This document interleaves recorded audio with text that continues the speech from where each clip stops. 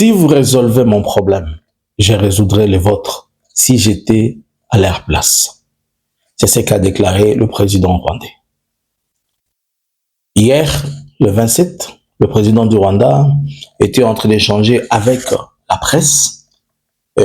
Dans cet échange, il est sorti beaucoup de choses qui font couler l'encre et le salive jusqu'à ce moment-ci.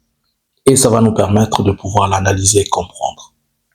Notre ministre des Affaires étrangères ne s'est pas rendu en Serbie avec le président Félix là où il est, faute de quoi nous pensons à un problème de santé et c'est son adjoint qui prend sa place. Le vice-ministre de Défense et chargé des anciens combattants de la RDC a fait une demande à un officiel qatari lui demandant de réhabiliter un hôpital des anciens combattants ou de militaires à Kinshasa. Honte ou vérité? Bonjour, bonsoir. Nous vous saluons de partout. Nous, c'est Analysons Congo.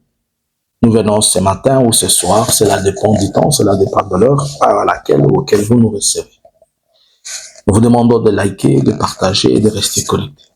Ça a bougé la toile. De la République démocratique du Congo à la République fédérale du Congo. Qu'est-ce qu'il y a? Alors, nous allons nous permettre d'analyser et d'avancer un peu. J'ai vu quelque chose et je me suis posé la question, est-ce que c'est puisque nous n'avons plus honte? Ou bien la honte ne fait plus partie de notre culture? Ou bien celui qui distribuait les instruments? Ou bien la honte chez nous a disparu? La RDC sollicite le soutien du Qatar pour l'aider à réhabiliter l'hôpital des anciens combattants à Kinshasa, selon le vice-ministre de la Défense. Cette infrastructure se trouve dans un état de délabrement avancé. Si je suis long, supportez-moi. Celui qui le dit, c'est le monsieur que tout le monde connaît, le vice-ministre de la Défense, Eliezer Tambwe.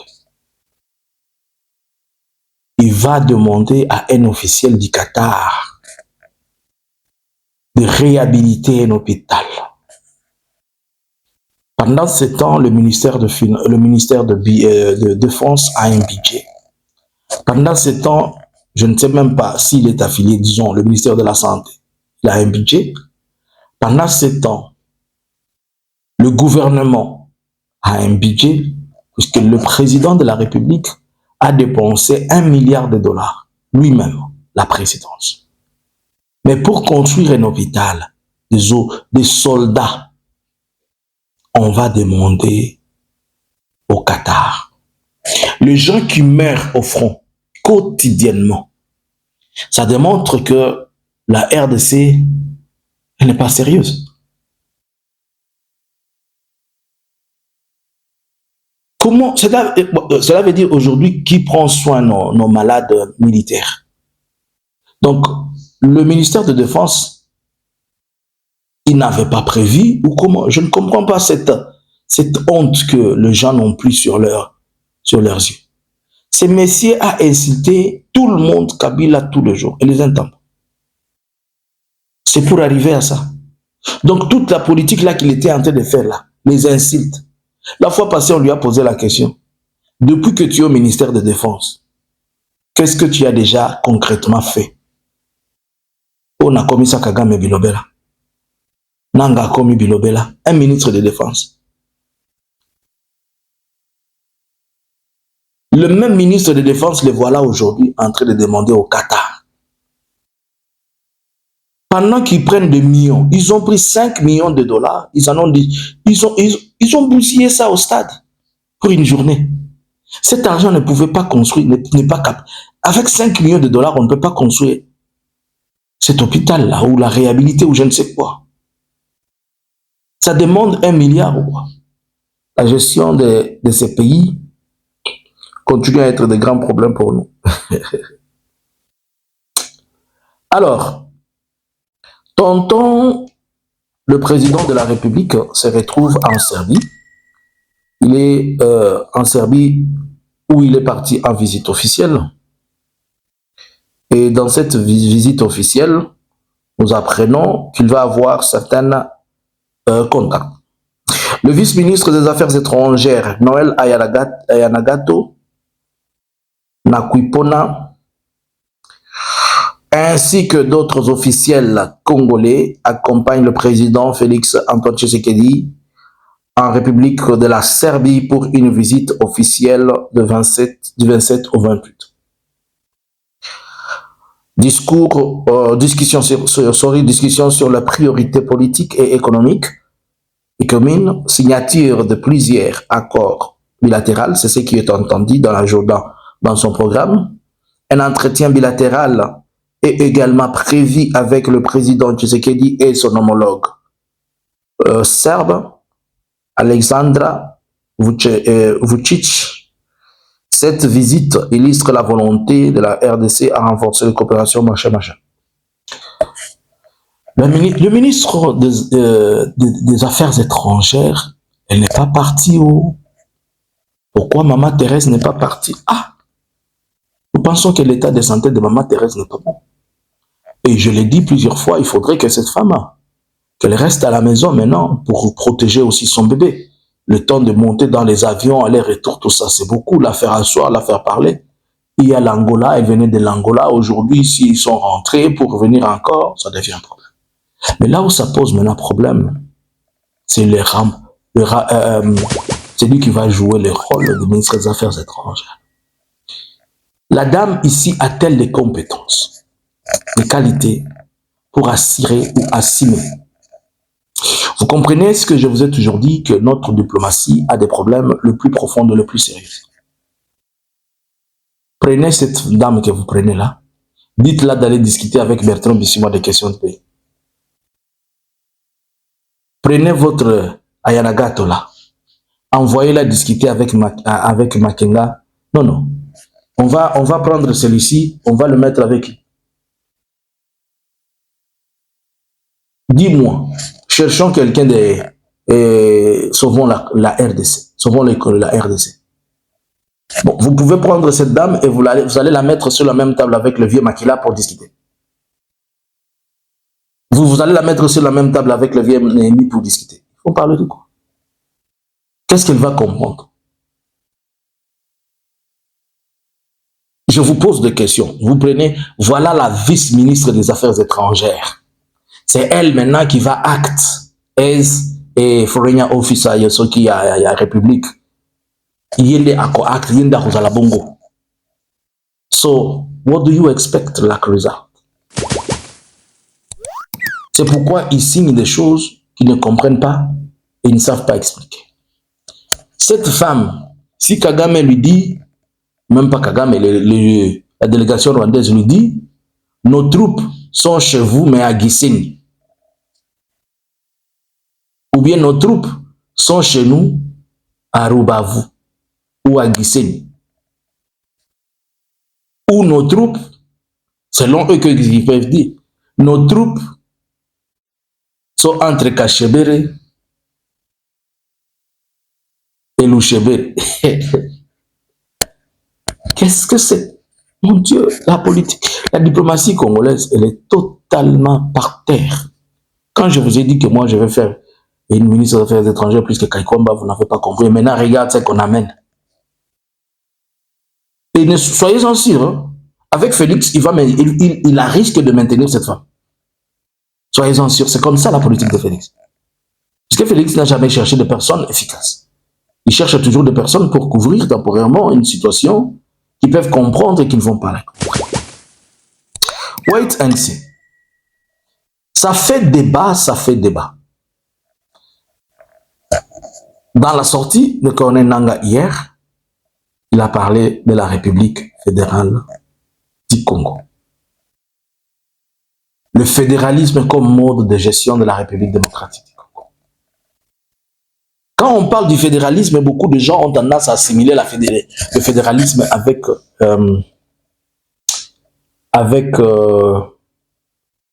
la balkanisation. Nous sommes un État fédéré mais unitaire. sous les formes actuelles. Parce que nous avons des provinces, nous avons nous avons de gouverneurs, de parlements, sauf dans des endroits où il y a l'état de siège. La seule chose que le système actuel ne fait pas, c'est ce qu'on lui demande, il ne rétrocède pas. Il ne retourne pas ce que les provinces produisent. Moi, je pense que je ne vais pas analyser ça maintenant, peut-être on va en parler le soir dans notre live, là où on va entrer en profondeur. Je pense que s'il faudrait parler de cet aspect, la province ne va plus jamais envoyer les 60% à Kinshasa. Il faudrait que la province garde ses 80% et donne 20% à Kinshasa. Parce que quand vous prenez 26 provinces qui donnent 20%, 20%, 20%, 20%, c'est beaucoup. Mais comme on a toujours amené 100% du budget à Kinshasa, quand on est politicien congolais, la seule chose qu'on sait premièrement, c'est de voler. Je me réserve de faire des analyses maintenant, mais je fais un flash, juste ce petit flash. Il y a beaucoup de choses à dire dans cette histoire de fédéralisme.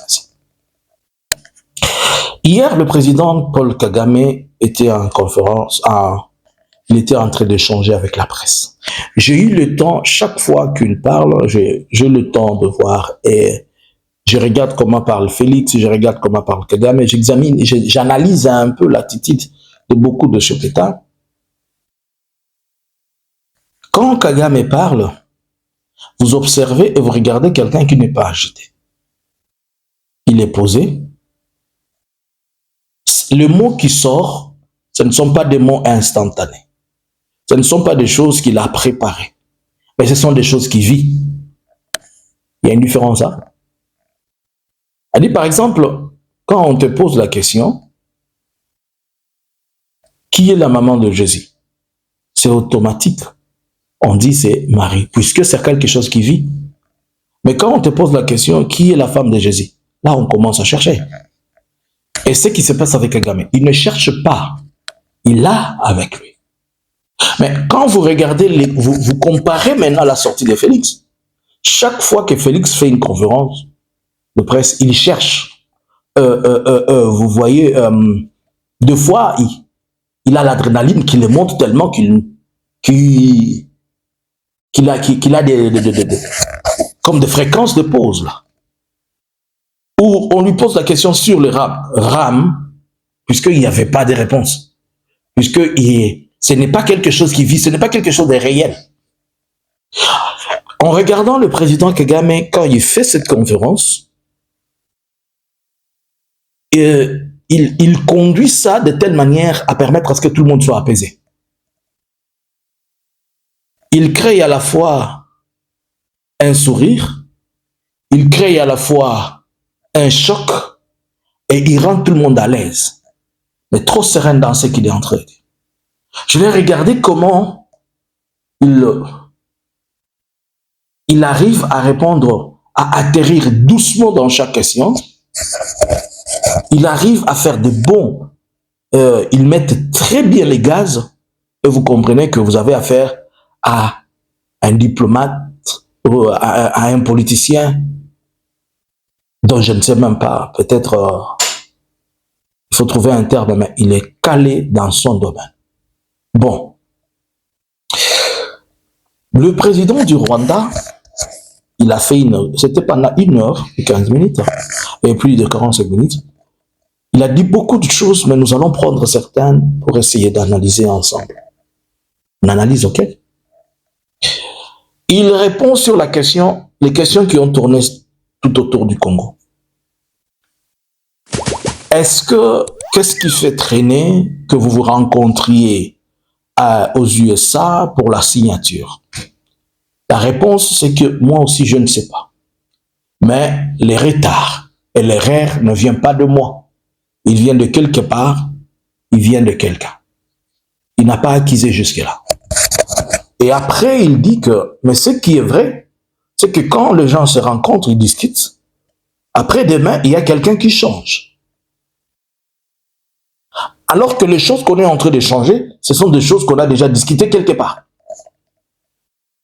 Et là, automatiquement, il ressort la RDC, qui la RDC, chaque fois qu'ils sont dans les dialogues, la RDC revient sur des choses qu'il a déjà dit et l'a déjà promis, mais ils veulent juste changer pour empêcher qu'il y ait cette signature. Est-ce que cette attitude accuse le gouvernement congolais de se reprocher de quelque chose? En fait, le gouvernement congolais, dans son esprit, dans sa tête, il pense que la signature de cet accord, elle est la fin de la guerre. Alors que la signature de cet accord, elle n'a rien à voir avec la fin de la guerre. La signature de cet accord, elle a juste à voir des compromis entre deux nations qui s'attendent par rapport aux questions économiques. Mais la question de la guerre, ce sont les M23 qui y sont dedans. Au président des continents, il pose la question, on lui pose la question par rapport à la réouverture de l'aéroport de Goma. Il dit, mais cet aéroport, c'est là qu'ils veulent que ça s'ouvre. Goma a des autorités là-bas. Il y a des gens qui tiennent Goma. C'est à eux qu'il faut poser la question. Est-ce que c'est la pression ou la réponse qu'on donne chaque fois à cette question de Goma?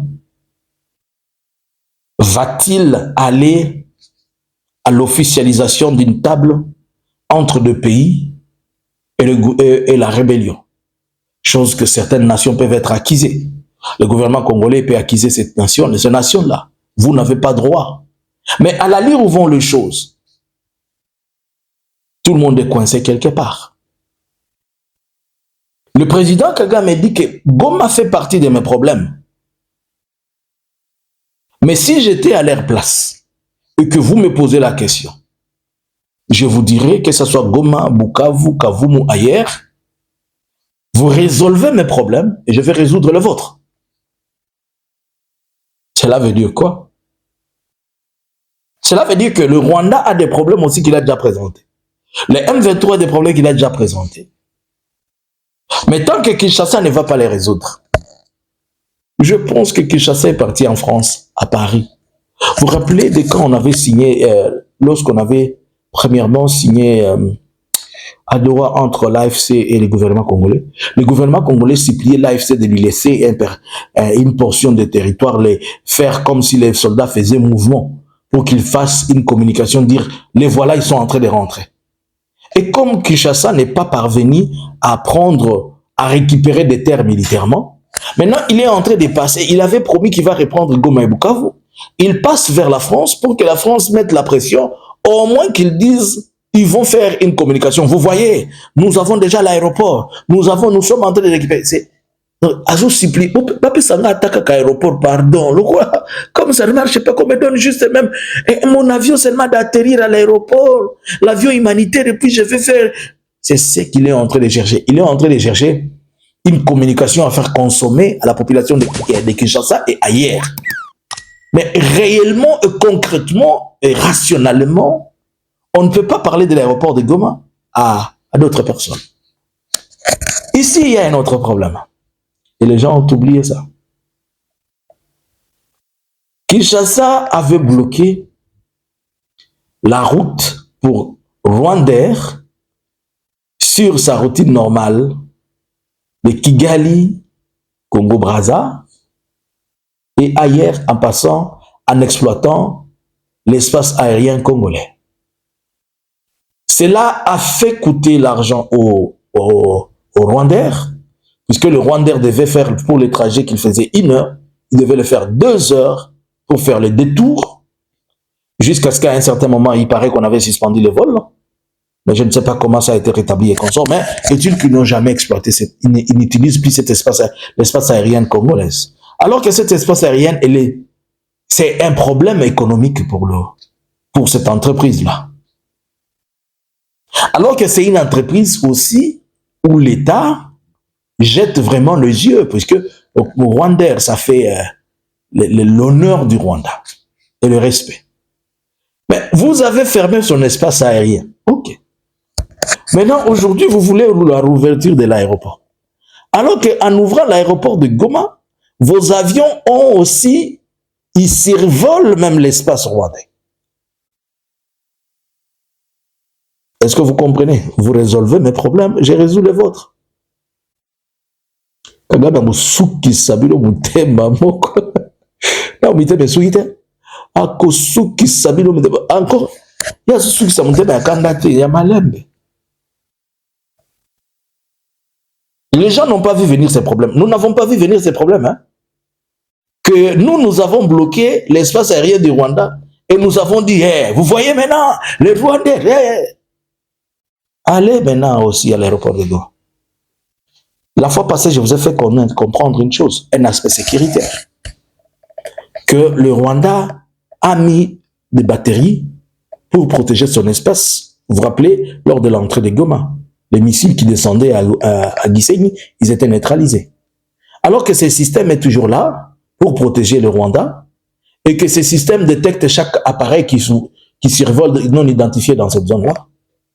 Kinshasa continue à utiliser les drones et les Sukhoi. Quand est-ce que le Rwanda a dit qu'il y a des questions sécuritaires, c'est ça des questions sécuritaires, sur lesquelles on doit donner des garanties, il faudrait que Kinshasa dise, plus jamais on va envoyer des drones dans cet espace, plus jamais on va envoyer des Sukhoi, puisque quand les drones vont seulement monter, boum,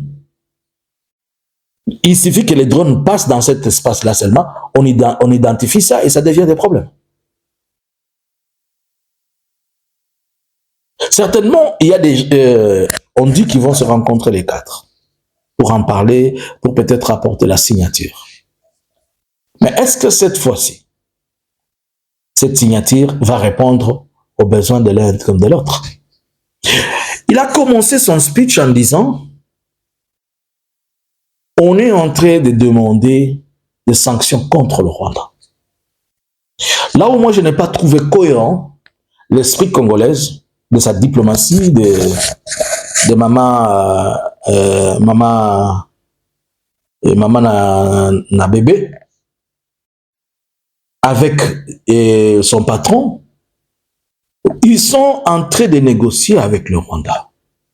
Ils sont en train de négocier avec l'AFC Barème 23. Et vous avez même signé certains protocoles et tout ça. Mais vous demandez des sanctions encore sur les mêmes personnes avec qui vous êtes en train de discuter. Alors à quoi sert cette négociation-là?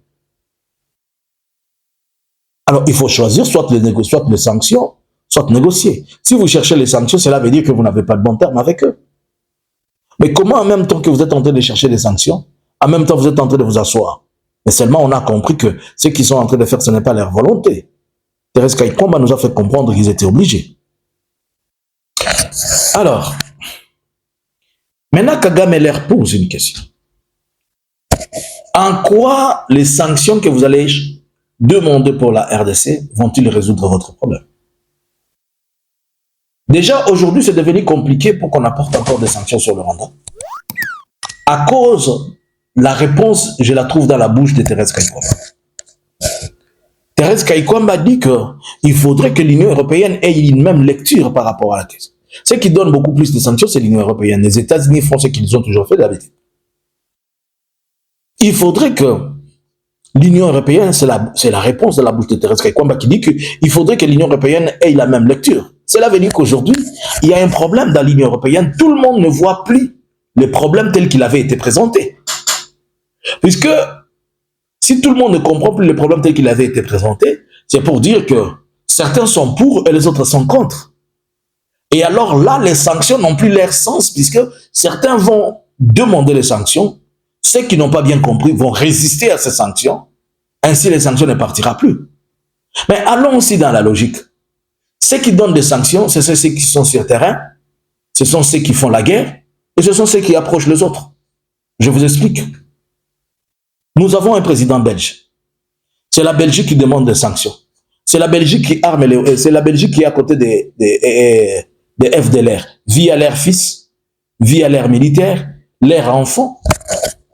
Ça a été reconnu par le porte-parole de la FRDC qui dit que le commandant suprême avait fait une erreur d'avoir donné les armes au Maï Maï, au Nyatura ainsi qu'au FDLR.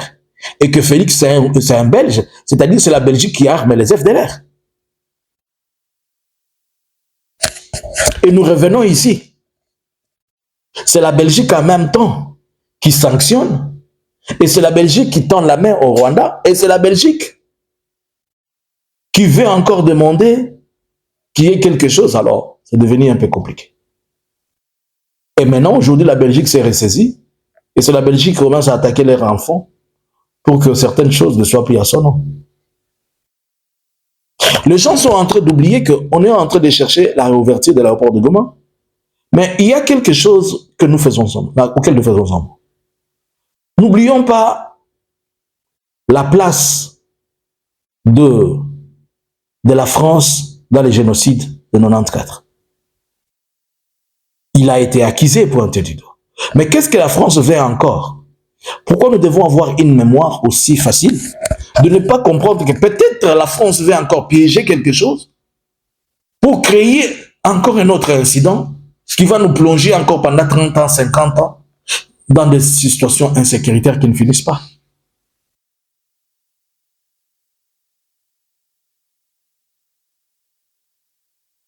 Si vous prenez les statistiques, allez, prenez ce que je vous donne là. La province de l'Ituri, elle compte 68 camps de déplacés. Je ne parle pas de Bunia, je parle de la province de l'Ituri. Elle a 1 million de déplacés, 1 million de déplacés internes. À Goma, il n'y a pas de camps de déplacés. Tout le monde est rentré, toutes les cases ont été démantelées. Il y a des problèmes d'ordre, les gens ont besoin d'avoir des provisionnements médicaux, en ceci, en cela. Non, mais c'est la banque, ce sont les banques qui ont été fermées qui sont le problème de ça. Entre Goma et Ituri, où est l'urgence? Savez-vous le nombre de déplacés qu'il y a dans les territoires de Lubero?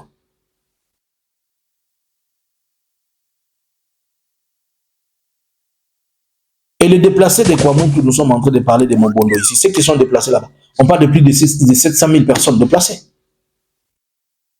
Ce n'est pas une urgence où on peut aller résoudre ça. Quelle est l'urgence qu'il y a à Goma qui nécessite la réouverture de l'aéroport? C'est un élément important, nous sommes d'accord. Mais nous sommes en train de parler d'une urgence humanitaire. A-t-on entendu quelque part qu'il y a eu 1000 personnes, 2000 personnes, 3000 personnes décédées? Les urgences humanitaires se démontrent sans même en fermant les yeux. On vous pose la question. Où les gens sont en train de souffrir? À Ouvira, ou encore à Bunia, ou encore dans les territoires vers Mangurujipa, à Beni, il y a des camps de déplacés, ou encore dans les Kasaï, oh là là, la capitale mondiale de la famine. Alors, ils essayent de comprendre. J'entends Mouyaya qui dit que on réservera, il dit que le M23 aura le même sort que les RCD. Mais Mouyaya, c'est que tu ne comprends pas, c'est que tu n'as jamais compris depuis que tu es ministre des Communications.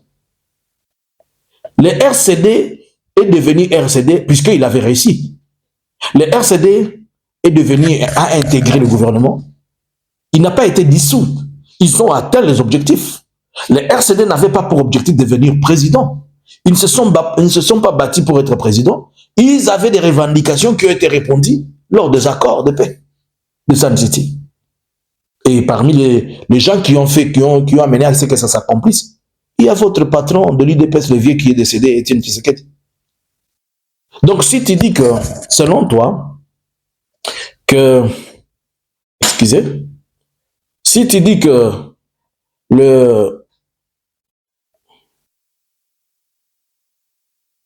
un petit moment. Si tu dis que le gouvernement, ils seront absorbés, je ne sais pas, X, Y, vous leur réservez le même sort que le RCD, c'est-à-dire ils vont atteindre leur objectif, ils vont devenir un parti politique, leurs militaires vont intégrer l'armée, ils vont avoir des positions dans les gouvernements. Alors, c'est que tu n'as rien compris. Oui, c'est que tu n'as rien compris. Ils ne sont pas en train de se battre pour devenir le président. Corneille Nangaa n'a pas dit qu'il est en train de chercher le poste de président. Il vous dit que le système n'est pas bon. Makenga vous dit que l'armée, elle est en faillite. Bertrand Bissimo vous dit que ça ne marche pas la politique de chez nous. Mais c'est ce qu'ils sont en train de chercher, que ça s'arrange. Mais si ça trouve solution, pourquoi vont-ils encore rester dans la guerre? Pourquoi vont-ils rester encore des rebelles? Si c'est que vous appelez rebelles ou révolutionnaires, ils vont automatiquement intégrer. Il y a un problème de tubia là. Bon, le président Kagame a dit quelque chose. Nous allons aller à Washington, mais je ne crois pas qu'on va se rendre, je ne crois pas qu'on va y aller. À la fois, il est dans le pour et il est dans les contre. C'est-à-dire, le président Kagame a encore des doutes si réellement ils vont se rencontrer ces 4 signés, malgré que le gouvernement des États-Unis veut ça. Mais de son côté, il a vraiment encore des doutes. Et pour ça, il peut avoir raison, puisque tout est possible à chaque minute, à chaque instant, quelque chose peut arriver et ça va battre. Il a fait une longue conférence et que nous ne pouvons pas tout analyser, mais prenons seulement d'abord ces quelques analyses, mais nous allons revenir analyser encore ensemble. Bonjour, bonsoir. Analysins Congo subscribers.